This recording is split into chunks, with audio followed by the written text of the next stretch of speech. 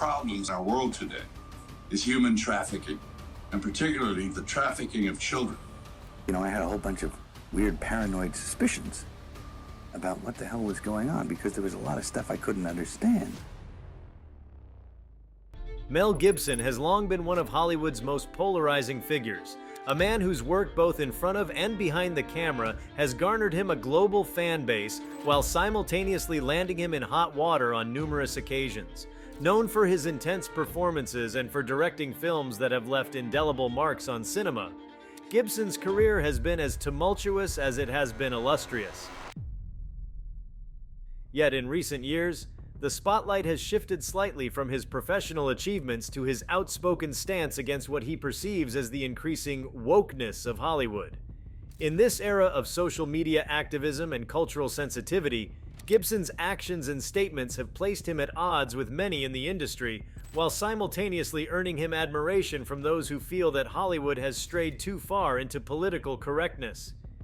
It is within this context that the claim that Mel Gibson just humiliated woke culture in Hollywood gains traction, symbolizing a broader cultural pushback against what is often seen as the stifling orthodoxy of modern Hollywood. Before we start, please don't forget to like and subscribe to our channel for more updates. To fully understand Gibson's role as a critic of woke culture, it is essential first to explore what is meant by woke culture and how it has come to dominate much of Hollywood's narrative in recent years. The term woke originally emerged from African American vernacular English as a call to social awareness and consciousness about issues of racial and social injustice. However, as the term gained mainstream traction, it began to take on a broader connotation, encapsulating a range of progressive social and political ideas. In Hollywood, this shift towards woke culture has manifested in increased diversity and inclusion efforts, more socially conscious storytelling, and a greater emphasis on representing marginalized communities both on and off screen. While many laud these developments as long overdue correctives to systemic inequities within the industry, others, like Gibson, view the movement as having gone too far, stifling artistic expression and enforcing a narrow ideological orthodoxy. Gibson's critique of Hollywood's embrace of woke culture is not entirely surprising, given his complex and often controversial history with the industry. His career began in the late 1970s, and by the 1980s and 1990s, he had become one of the biggest movie stars in the world, thanks to roles in films like Mad Max, Lethal Weapon, and Braveheart, the latter of which he also directed.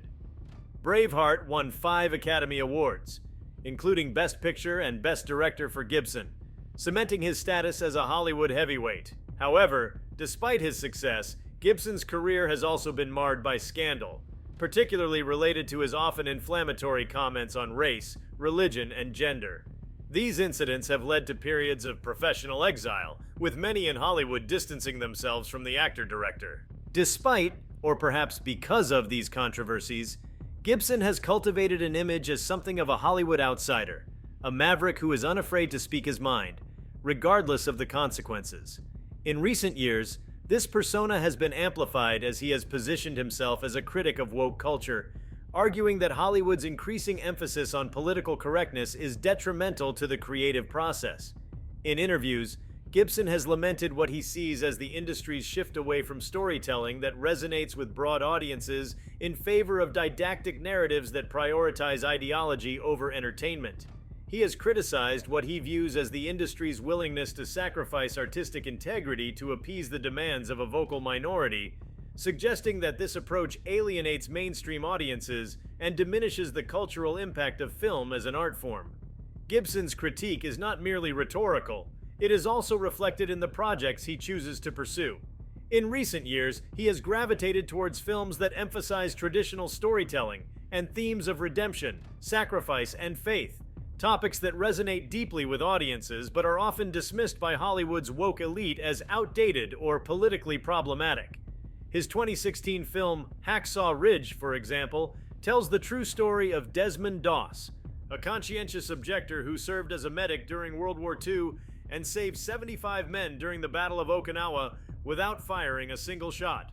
The film was a commercial success and earned Gibson his second Oscar nomination for Best Director. Hacksaw Ridge was praised for its powerful storytelling and refusal to shy away from depicting the brutal realities of war. A stark contrast to the more sanitized, politically correct fare that has become increasingly common in Hollywood. Gibson's commitment to telling stories that he believes matter, regardless of their perceived political correctness, has endeared him to a segment of the audience that feels alienated by the woke turn in Hollywood. For these viewers, Gibson represents a return to a more authentic, less politically charged form of filmmaking, one that prioritizes universal themes and human experiences over the demands of ideological conformity. In this sense, Gibson's recent success can be seen as a form of cultural pushback against the dominance of woke culture in Hollywood, a reassertion of the value of storytelling that speaks to the human condition in all its complexity, rather than merely serving as a vehicle for political messaging. This tension between Gibson and the prevailing currents in Hollywood came to a head most recently with his involvement in the controversial film The Passion of the Christ Resurrection, a sequel to his 2004 film The Passion of the Christ, which depicted the final hours of Jesus Christ's life. The upcoming film focuses on the events following the resurrection. Like its predecessor, Resurrection is expected to be a deeply religious film, one that unapologetically embraces Christian themes and values. This is, of course, a stark departure from the more secular, socially conscious narratives that dominate Hollywood today. Gibson's decision to return to this material, despite the inevitable backlash it will provoke, can be seen as a direct challenge to the woke culture that now pervades much of the entertainment industry.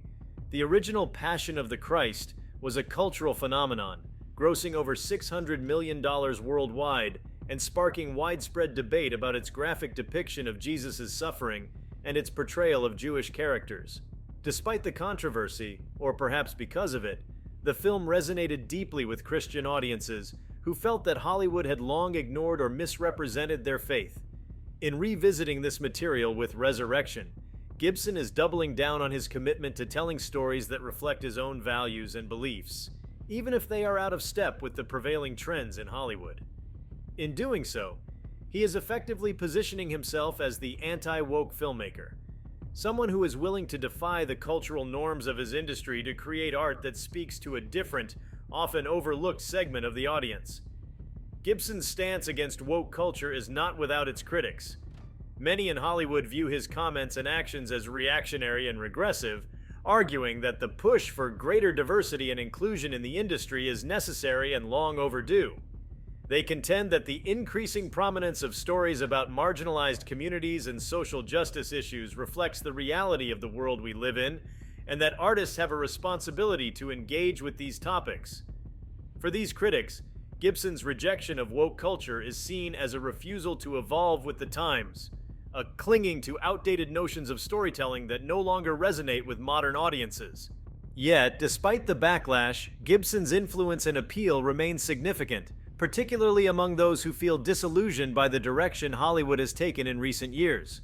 His continued success in the face of controversy suggests that there is still a substantial audience for the kind of filmmaking he champions. Films that prioritize character, story, and universal themes over political messaging. In this way, Gibson's career can be seen as a bellwether for the broader cultural tensions at play in Hollywood today, with the battle between traditional and progressive values playing out on the big screen. One of the reasons Gibson's critique of woke culture resonates with so many is that it taps into a broader sense of frustration with the state of modern entertainment.